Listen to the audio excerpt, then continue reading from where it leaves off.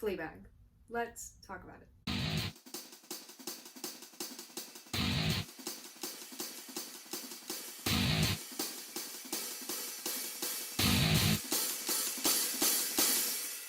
Today I'm going to be doing a fun little video essay about the kind of disparities between sex and intimacy as read through the character Fleabag from Fleabag. Fleabag was written and starred by Phoebe Waller-Bridge. It was directed by Harry Bradbeer, not Phoebe Waller-Bridge, which I think is a kind of interesting thing. It is based on the stage play that she wrote and Phoebe Waller-Bridge wrote and starred in 2013. There's a script for that. The first season of the show came out in 2016 and then was followed by the second season in 2019. It's said that Phoebe Waller-Bridge did not intend for there to be a second season, but because of the critical acclaim that the first season received, she decided to write another one, which, great for us, but that means that the second season, the plot of it, was not included in the stage play.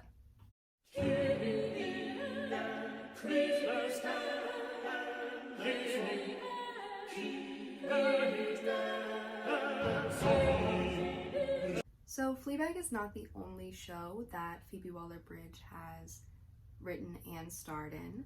She also wrote and starred in a show called Crashing, which also aired in 2016, same year as Fleabag Season 1.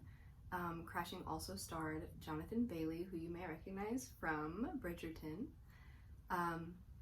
And just in itself, to write and star in your own work is kind of taboo in a way.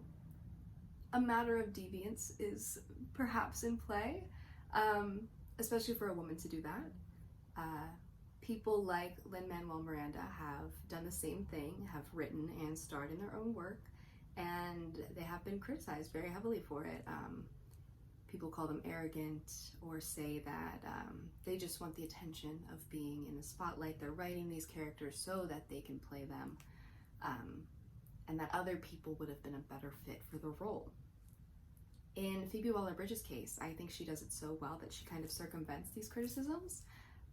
I personally could not picture anyone else playing the lead in Fleabag besides Waller-Bridge. And for a woman to do that in a kind of discourse that's so dominated by men, as in like Hollywood and filmmaking in general, it's definitely a very big thing, kind of revolutionary. I said it, revolutionary. Phoebe Waller-Bridge is a revolutionary. And besides the matter of actually writing and starring in her own work, she also plays two characters that are fairly similar in both Crashing and Fleabag, where she stars as a woman who is not only very sexual and is shown being a sexual person, but is proudly sexual, which does not exactly coincide with Western standards of female sexuality. We are meant to keep it under lock and key. Don't give it up for everyone. Don't talk about sex. But in both shows, she does play a very proud sexual woman. Deviance in and of itself.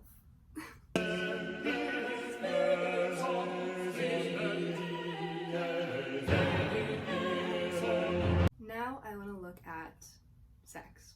In Fleabag, specifically, Fleabag's views of sex and the ways that she uses sex in her life. Gotta think about all the people I can have sex with now. I'm not obsessed with sex. I just can't stop thinking about it. The performance of it, the awkwardness of it, the drama of it. The moment you realise someone wants your body. Not so much the feeling of it. So Fleabag doesn't use sex in a way of deviance that would be expected from a woman. Sure, it would be deviant in and of itself for a woman to outwardly enjoy sex, because women's pleasure is not something that is very centered in Western gendered sexuality. But she uses it kind of on the opposite end of that spectrum, where I believe that she uses sex as a way to harm herself. There was a sex study done in 2020 on sex as self-injury, and the paper reads, "What we're talking about here are situations in which one agrees to have sex despite 1, not wanting or desiring it, and or 2, not possessing any interest in the other person, such as having sex with someone that you personally consider to be disgusting. In these cases, the goal is generally to punish or humiliate oneself." And in the words of one of the participants of the study, they said, "I have had intercourse with guys I actually did not want to be with, and had sex when I did not want to with the aim of hurting myself." And the study goes on to say that almost all informants, 94%, described poor mental health, including anxiety, depression, and self-contempt, as their underlying motives for SASI, which is sex as self-injury. Sex as self-injury was perceived to be a way to control their anxiety and to stop negative feelings or thoughts. Now, I believe that this is kind of counterproductive in Fleabag's life, as sex has played a big part in causing those anxieties and moments of depression. But we'll look further into that in a second. And sometimes I wish I didn't even know that fucking existed. And that I know that my body, as it is now, really is the only thing I have left. And when that gets old and unfuckable, I may as well just kill it. And somehow there isn't anything worse than someone who doesn't want to fuck me. That I fuck everything. Except for when I was in the office, I really wasn't trying to...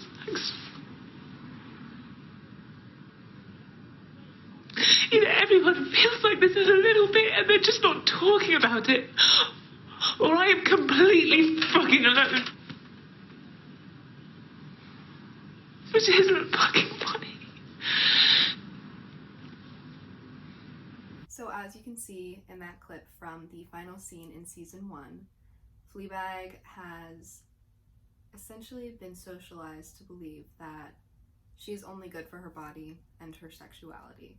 And because that sexuality has caused so much harm to her best friend Boo, she has in turn decided that her sexuality must also harm herself as well. Great times. And no one has ever really disputed this fact for her, because she does continually sleep with men who are less than great people. There was a paper written called The Effective Life of Heterosexuality, Heteropessimism, and Post-Feminism in Fleabag, which, first of all, the term heteropessimism, love it.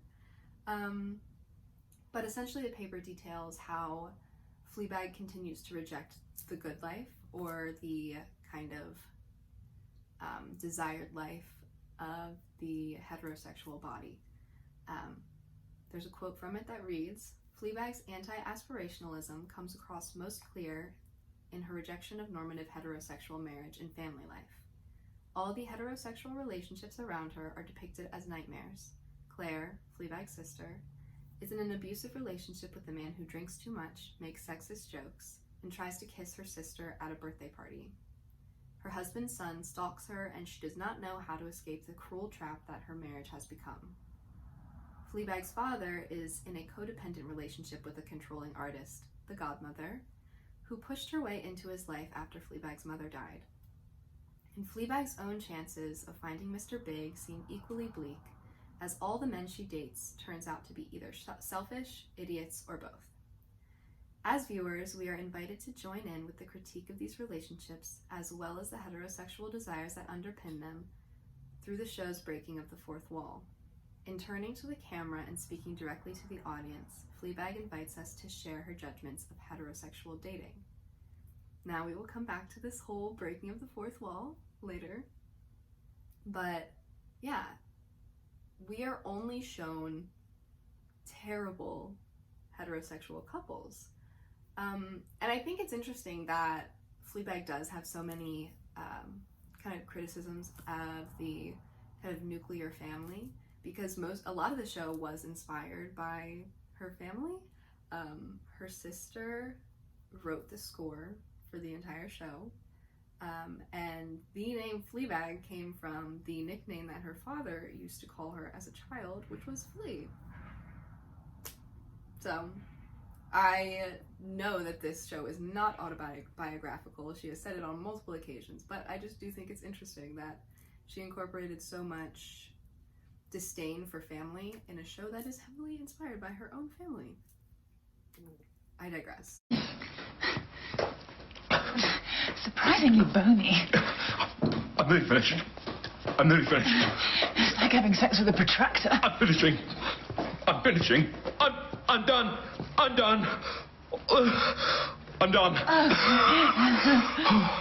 Oh, yeah. So if you watch the show, you know that Fleabag has sex quite frequently. Although she is not heterosexual, she is only shown having sex with men. And as I've said before, they're all terrible. They're weird and annoying and don't have any sense of self-awareness.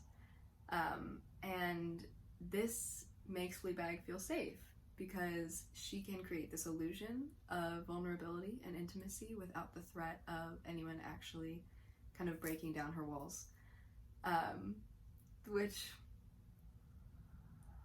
to what end is what I ask.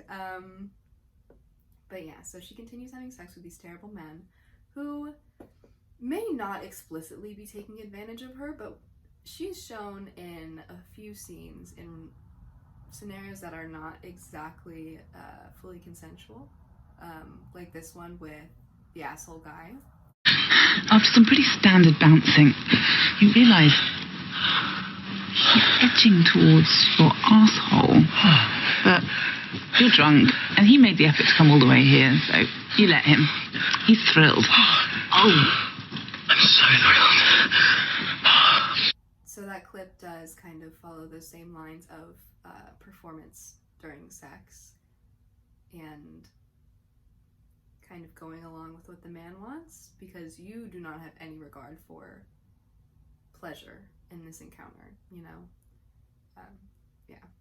So the hetero pessimism paper goes on to say, all the men Fleabag meets are presented through stereotypical and often vulgar nicknames, which is something I haven't mentioned. The majority of the characters do not have names. Even Fleabag doesn't have a name. She's just called Fleabag for the audience's sake, I believe. The word Fleabag is never mentioned in the show, but it is in the script as her name. There's father, there's godmother, there's priest, and then bank manager. Only Claire, Martin, and a few others have actual names. But, again, I digress.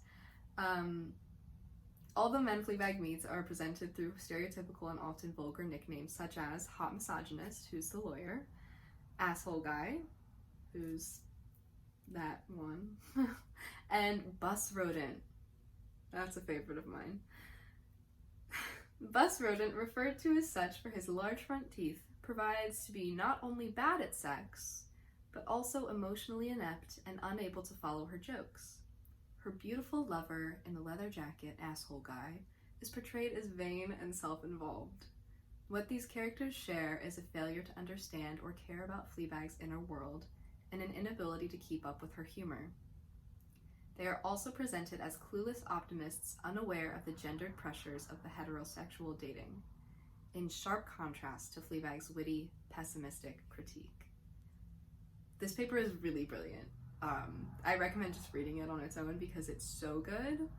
A lot of really good quotes from this. But yes, Fleabag's having sex with these terrible guys because she has no fear of falling in love with them.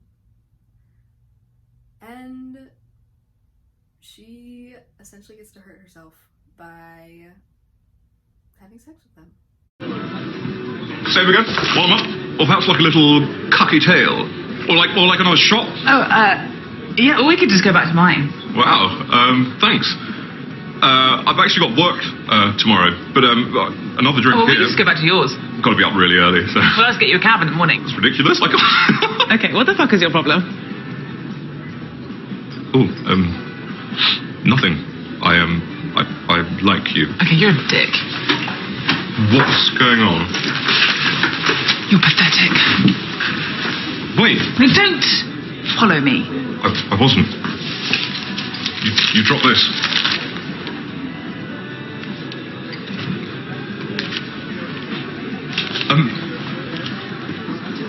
So let's talk about some instances where Fleabag has tried to be vulnerable, which was never, I have to say, with a romantic partner, in the first season at least. No spoilers yet for the rest of the video. She does try to share some things with her family. Oh, I'm getting overwhelmed because I'm sad. This is my favorite show of all time. All time. I feel like you can tell. My favorite show. I have like the jumpsuit from season 2, episode 1. I love it. I've watched it like 13 times. I think it's the funniest show that's ever been created. And I have been known to say that it's ruined my life on multiple occasions because it is so devastating to me. But I digress. Her family is very well guarded to their inner thoughts. They do not have any sort of effective communication, nor do they ever share any sort of emotional conversation. There is the following clip I'm going to show where Fleabag is having a terrible time. This is after her date with the bus rodent, and she shows up drunk to her father's doorstep because she is very clearly upset and tries to get her father to comfort her in any way, act in a parental way to her, and it does not work. I don't wanna, I'm gonna, it was, oh fuck it. I have a horrible feeling that I'm a greedy, perverted, selfish, apathetic, cynical, depraved, morally bankrupt woman who can't even call herself a feminist. Well,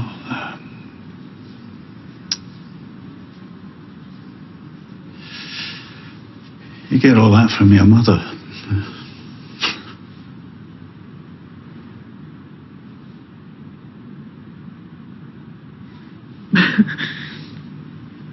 Father is the only parental figure that she has left after her mother's death.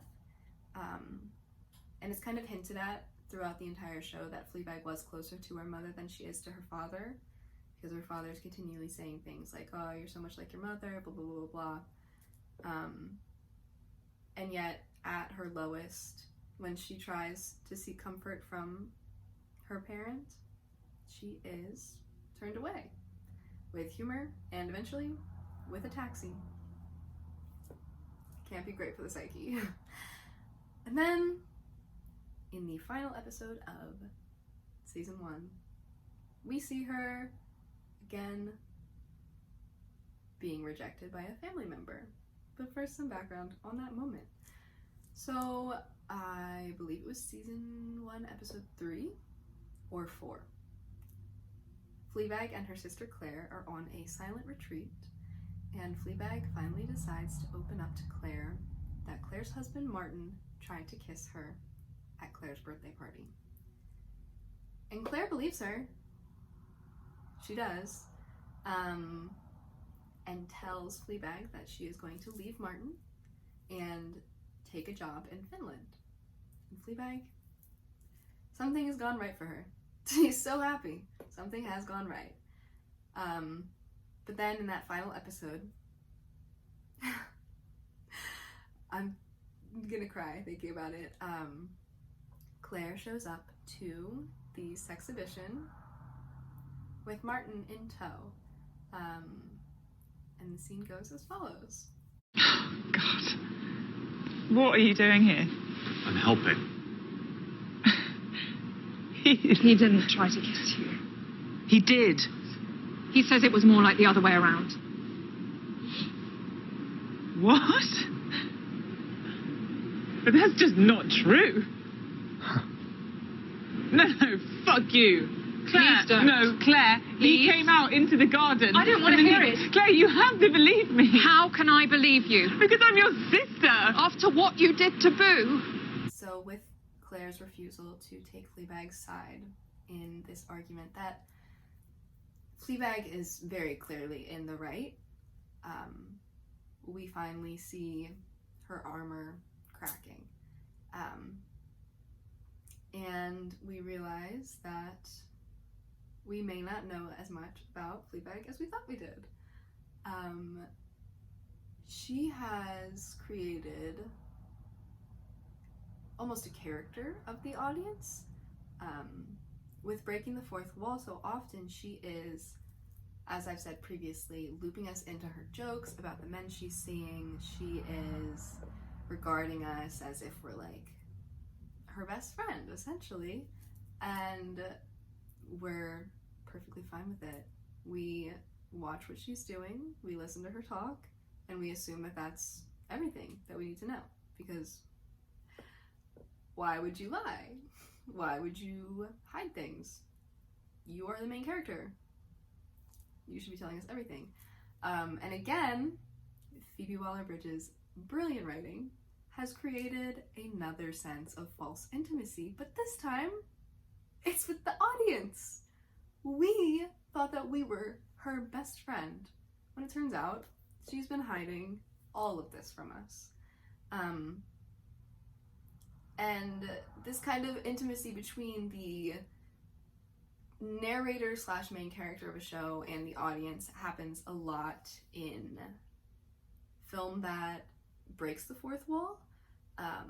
Faye Woods describes in Too Close for Comfort, Direct Address, and the Effective Pull of the Confessional Comic Woman in Chewing Gum and Fleabag. Talking about both of the shows, they open with the protagonist decisively fracturing the suture of the fourth wall. This establishes a privileged relationship between protagonist and viewer as the women break their connection with narrative action and turn to speak to us. This direct address evokes whispered feminine confidences, a shared intimacy, although both women speak with a comic bluntness. Again, reinforcing this idea of intimacy between the trusted main character and the audience that she is interacting with. But that's just not the case.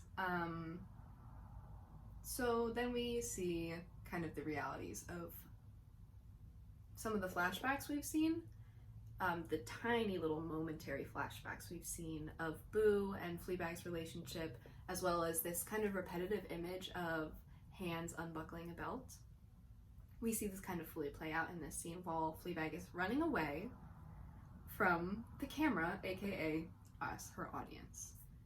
In that same paper about heteropessimism, they write, yet the most effectively charged scenes of intimacy are found in the flashbacks with Fleabag's best friend Boo, whose death stands as the pivotal event of the first season that leads Fleabag to seek endless heterosexual distraction. The biting irony and passive aggression that infuses the rest of the series fades in these moments as we witness Fleabag and Boo laughing, cuddling, and being frank with each other. In these scenes, Fleabag lets her guard down, and most importantly, the direct address and breaking of the fourth wall disappears. Fleabag does not need to distance herself through an external audience, as she already has an accomplice to confide in right in front of her. Boo. I'm not gonna cry. This paper is so good. I'm very glad I found it. Yeah, so as you can see, now that we have realized our lack of honesty from her, she is trying to escape us. This sounds really creepy the way I'm saying it, but she is quite literally running away from the character of the audience, because she can't hide anymore. She can't hide from us. And that's terrifying to her because now we know her more intimately than probably anyone else in the show. And she did not plan on that happening. It's so interesting because it's like, it's the fact that Phoebe Waller-Bridge wrote it and starred in it, and it has this kind of audience interaction that it's like very, very meta. But yes. So, vaguely ironically, the the person that Fleabag shares the most intimacy with in the first season is the character of the bank manager. If you've seen the show, you know when the bank manager was introduced, Fleabag accidentally took her shirt off, he called her a slut, kicked her out, wouldn't give her a loan. But then they meet up again at the same silent retreat that she was at with Claire, and they have a kind of moment together where they both realized how flawed they are, and they kind of allow themselves to sit in contentment beside each other, and almost revel in this sense of sameness. And again, that first scene where she's describing her relationship with her body and sex was with the bank manager. But let me show you the clip of the retreat.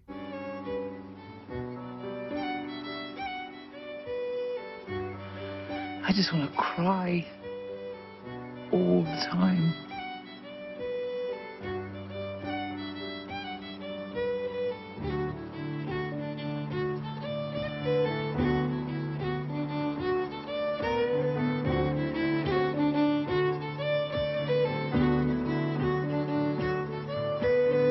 So she gets this sense of vulnerability with someone who she has zero interest in sleeping with, and has said on multiple occasions that she does not have any interest in sleeping with them.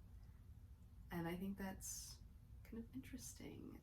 It's a sense of companionship that I don't think she was expecting, but because this man is so far removed from her life, she feels much less fear in confiding with him.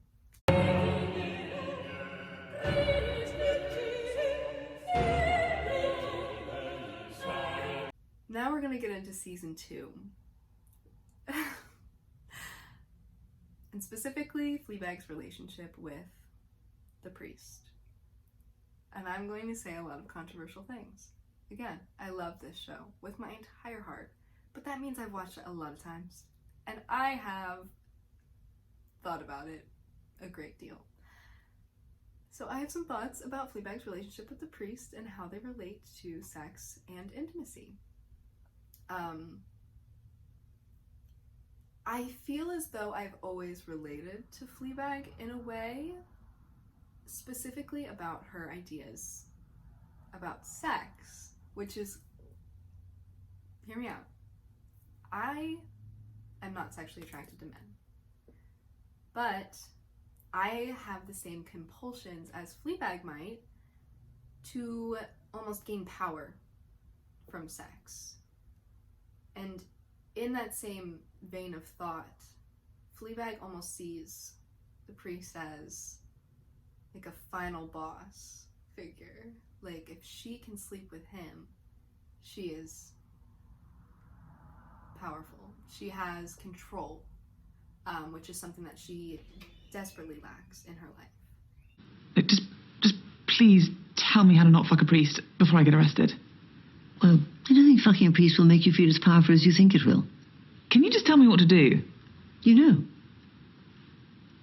You already know what you're going to do. Everybody does.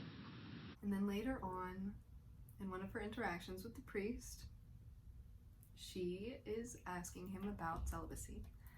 And he tells her, "We're not going to have sex. I know you think you want to, but nothing good would come of it," essentially. And then he responds with, "I'd really like to be your friend, though." And then that is followed by what I believe to be the saddest lines in the entire show. I'd really like to be your friend, though. I'd like to be your friend, too. We'll last a week. I do believe that the priest had genuine intentions of friendship with Fleabag. But I also think that he was too distracted by his own vices, that he became out of control. And that's not something I'm going to necessarily address in this video, but it is clear throughout the second season that the priest is struggling with alcoholism, same as his parents, yada yada yada, whatever. But through that clip, you can tell that Fleabag has resigned herself, oh my god, to only existing as a sexual being, to only be used as a vessel of sexual pleasure for other people. And I think because this is a priest and he is kind of symbolic of the epitome of good, that she does not think she can give anything else to him because she thinks she's a bad person. And so, yes, she has resigned herself that it'll only last a week. I'm not gonna cry. I'm not gonna cry. In that same paper about heteropessimism, please read this paper in its entirety. Like, it's so good. My quotes are not doing it justice. The authors write, her emotionally detached hunt for sex is nearly compulsive, with at times disturbing consequences for her everyday life. And I think that word compulsive is the perfect word to describe this need to have sex with men that she should not be. Whether it be because they are just objectively weird and she's not attracted to them, or on the flip side, she just knows that it will have consequences for her own life, as in Boo's boyfriend and the priest. This is where my controversial opinions come into play. That's right. I'm talking about the scene, the confessional scene. Now, this scene is idolized on social media. Oh my god, priest is so hot. They started calling him the hot priest. And yes, Andrew Scott is objectively attractive, and I love his character. I love Fleabag's character. This is a sad scene for me. Oh wow, I'm gonna cry. So in the first little bit of the confessional scene, we see Fleabag finally opening up to the priest in a real and honest way. She is talking about her fears and her desires, and is essentially begging him to help her. I want someone to tell me what to wear in the morning. Okay, well, I think there are people who can... No, I want someone to tell me what to wear every morning. I want someone to tell me what to eat, what to like, what to hate, what to rage about, what to listen to, what band to like, what to buy tickets for, what to joke about, what not to joke about. I want someone to tell me what to believe in, who to vote for, and who to love, and how to tell them.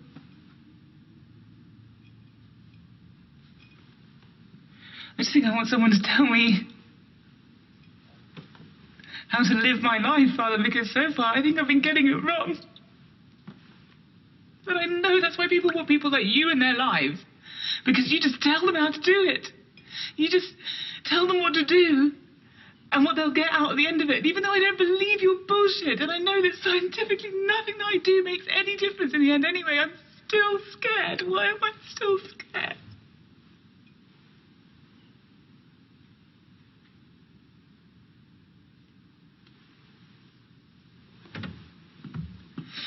So just tell me what to do. Just fucking tell me what to father. And then, what does he do? He makes it sexual. Which is essentially reinforcing her entire idea of herself and how she is only valuable for her body. Yes, fun, sexy, sad. Sad. This is sad. She finally trusted this man. She trusted him with all of this information, and he kisses her. So now, she is going to associate opening up to people with literally breaking a priest's vows of celibacy. She has now, in her mind, ruined another life with her own body. Just saying. Yeah. And their relationship is very interesting to me because there is so much that they do not know about each other. He never knew about Boo. He tried. In his defense, he did try to find out about Boo, but Fleabag shot him down. Hey, stop being so churchy! I'm not being churchy, I'm just trying to get to know you. I don't want that. He never addresses his alcoholism, and both are very large and controlling factors in their lives that they just did not know about each other, or did not speak about, really. And of course, that cannot lead to a healthy and happy relationship. They were doomed from the start. So vulnerability and intimacy in Fleabag do not correlate with sex. Sex in Fleabag is rarely, if at all, vulnerable for the characters participating, especially in the case of Fleabag. And that in and of itself is a form of deviance, because when women are taught about sex, we are told you should have sex with the person you love. Sex is a very personal act, and you should only share that with someone you trust and you know will take care of you. But in Fleabag's case, she flips that entirely on its head and does her best to only have sex with people that she does not trust and does not care about, nor do they care about her. Great show, excellent watch. I would highly recommend reading the heteropessimism paper, as well as that study of sex as self-injury. A lot of good stuff in there about compulsory heterosexuality, which I found very interesting, as well as some lines between kink and self-harm, which again I thought was very interesting. Yeah, I hope you enjoyed this video essay. Again, let me just show off my beautiful special edition of Fleabag the Scriptures. Yeah, I just think it's so pretty. Sorry, I'm obsessed with it. Thank you for watching.